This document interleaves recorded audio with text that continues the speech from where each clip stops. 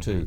You know, and I want to back up to the very first thing you said. So you're doing the corporate America thing, and then somebody cold calls you talking about cancer insurance. Now I'm not here to scare anybody, but people need to understand what that is, but more importantly, what your chances are of getting it as a man and a woman. Can you go into that a little bit? I can. I made a presentation earlier this year, and so I've got some of those numbers in my head. So for one thing, for men and women, the most common forms that you can be expected, for men it's the prostate, for ladies it's breast. The good news is the survival rates are up. We're over 90% predicted. So the good news is you're going to survive statistically. The bad news is it's 1 out of every 2 guys and 1 out of every 3 ladies are expected to get some kind of that's some kind of diagnosis. Sure.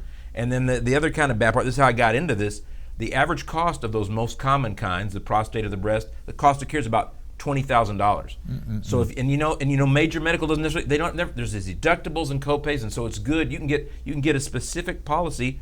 Obviously, it depends on your zip code and your age. But I'm going to say $30 a month. You can get some level of coverage, so we can size that for you. You want to protect yourself from $20K. The less common ones, but the more unpleasant ones are colorectal and then lung cancer. Those things, the cost of care will be $50K on average in the U.S. and $60K the last year or so. And so you might want to size it up. My point is, just let me know. Let's talk about what kind of history did your family have. You know what I mean? And so we can show you the cost on that.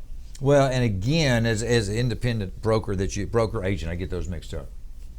But being independent, you're able to represent people, and once you're in with someone, you're there to grow with them. As their needs grow, as their needs change, you can find other options to make sure that what they have is what they need. It's not just the fact that it's the only thing that you can sell. You're there for them to build a package just for them. You know, I've got to get you on my team. You're saying that better than I do. That's right. Yeah. Well, it makes sense, and that's Brian the consumer talking. That's not Brian the talk show guy. I get it.